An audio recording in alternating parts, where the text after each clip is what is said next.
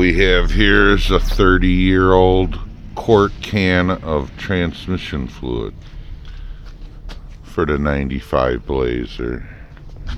Here's how we used to open it. Oh, there it goes.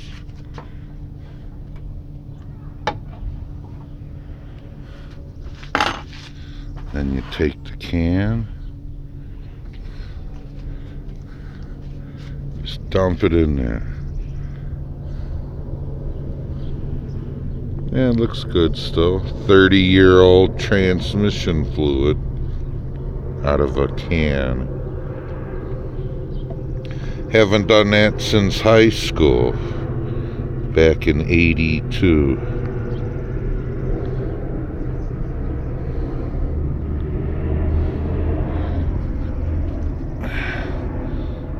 And there you have it.